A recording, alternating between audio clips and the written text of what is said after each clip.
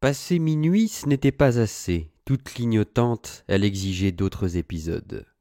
Elle y croyait plus, les Turcs en pantoufles qui rentraient dans Christianie, en pantoufles, à cause de la nuit. Tout ceci se joue sur un petit air. Et le petit idiot donc, le petit Miliminique, si paresseux, qui jamais n'avait voulu aller à l'école. Tout le monde se moquait de lui dans la ville. Son père, le marchand d'images à la porte Venceslas, était bien malheureux d'avoir un petit enfant pareil, un imbécile petit enfant. Papa Miliminique vendait pourtant beaucoup d'images, il était presque riche à la porte Venceslas. Énormément d'images y vendait, et cela devait plaire au bon Dieu. Tous les pèlerins du royaume, et en plus de 30 duchés d'Aratonie, des 92 diocèses de la Haute-Westphale, passaient et repassaient devant son échoppe. C'est dire s'il avait dessiné, bariolé, distribué les images. Orange, argent, pourpre et bleu pour le ciel, forcément. Et surtout celle de Sainte Christiane, patronne et protectrice de la ville, une grande ville, 10 fois grande comme celle-ci, pour tout dire. Y venaient les pèlerins si nombreux qu'on avait dû faire agrandir 3 fois la porte, depuis le début du règne du roi Crogold. Sans compter celles qui remportaient à sa famille, parce qu'il fallait que chaque chrétien des 30 duchés offre au moins une image de Sainte Christiane. Des murailles presque aussi hautes que le ciel. Le petit Miliminique était si gâté qu'il voulait rien apprendre qu'à mettre des couleurs sur les images avec un tout petit pinceau, comme son père. Il ne voulait des études pas même entendre parler. On en faisait à son idée.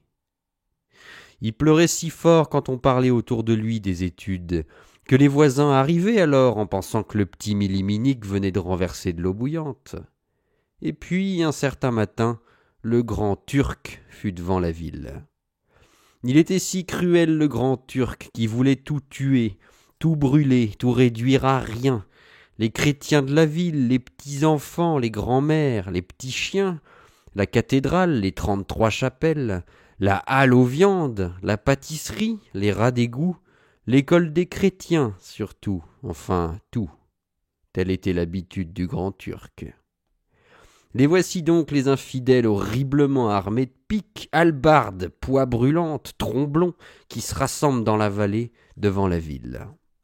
Petit Miliminique alors, auquel personne ne faisait très attention, rentre soudain dans la boutique, ramasse toutes ces images du magasin et les fixe l'une après l'autre avec des épingles, tant qu'il s'en fait un bel habit tout bariolé. Le voici qui s'élance, qui s'avance tout seul à la rencontre des Turcs abominables, tout en dansant par le milieu de la route comme un petit ours aussi à 100 couleurs. Ceux qui le voient là-bas s'en aller ainsi n'osent même pas courir après pour le retenir, même ses parents tellement ils ont peur. Les Turcs en l'apercevant alors le trouvent si brave et si drôle aussi, mais les miniques, ils ont tous tant rigolé, surtout le grand Turc, qu'il faut rien brûler du tout, rien piller, rien saccager de la ville. La plupart même s'enfuient, n'entrent même pas et s'en retournent. Telle est l'histoire véritable du petit Miliminique qui ne savait pas lire.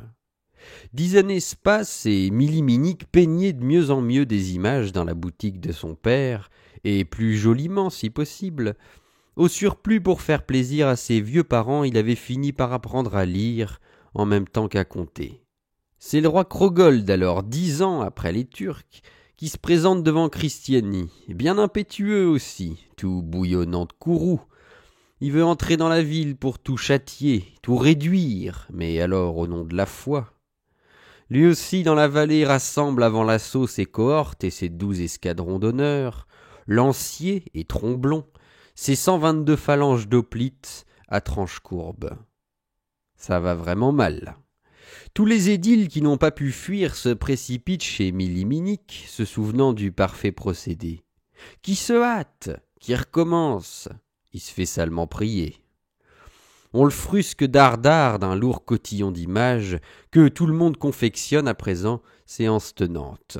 On le pousse dehors à coups de pied au cul. Il s'avance donc comme autrefois sur la route avec toute sa camelote, des images tremblotent au-devant des premiers cavaliers. Au lieu de danser, il est devenu bien lourd à force de rester assis. Il préfère leur lire à présent le beau compliment tout haut, la haute mansuétude et la merveilleuse indulgence du bon roi René.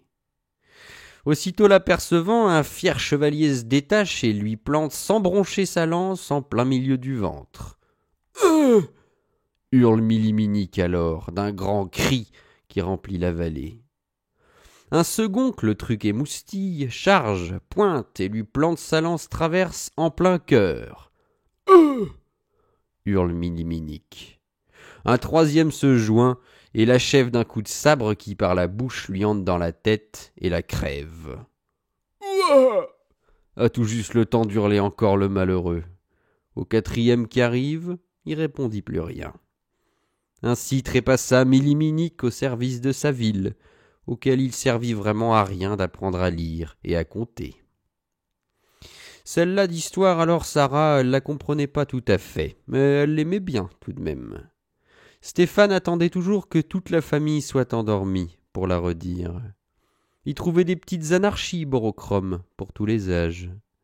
Il aurait rendu libertaires les souris blanches et les abeilles s'il avait pu les approcher. À la fin, quand même, tout le monde ronflait dans l'encoignure de l'escalier. L'alerte était finie depuis longtemps. Écroulé contre le pilier, Borochrome parlait pour lui tout seul encore. Ça lui sortait par bribes. Il racontait de fameux épisodes et puis des bouts de son passé parmi à lui-même. Sa tête enfoncée en avant dans le bouffant, son énorme par-dessus sous son bloum et qui touchait toute sa barbe retroussée. Il poussait des choses en russe, et puis d'autres dont on n'entendait que l'écho, des poursuites, toujours des poursuites à travers villes, nuits et montagnes, en anglais, en allemand, avec des « en » parmi, qui devaient être des vieux coups et des spéciales façons d'étrangler des souvenirs qui revenaient drôlement se mêler à la nuit. Le lendemain, il n'est rien arrivé. J'ai attendu le soir encore pour aller voir à Tabard Street comment les choses allaient pour le petit. Vers les 7 heures, je me suis défilé par la porte de la Venelle. J'étais prêt d'aller me rendre compte moi-même si les médicaments avaient bien fait. J'avais la foi. Je me sentais la foi, comme si c'était moi-même qui les avais prescrits, les médicaments.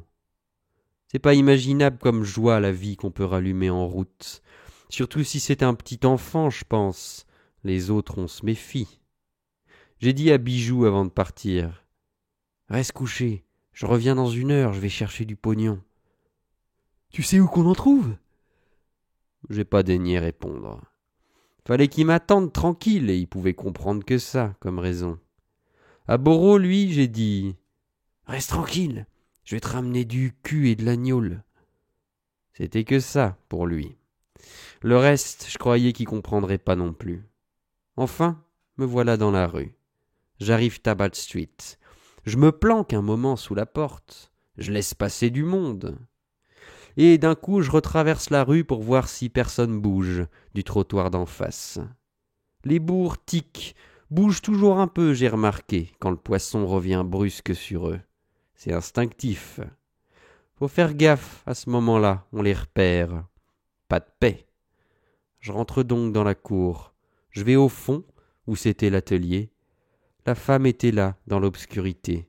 Elle m'attendait.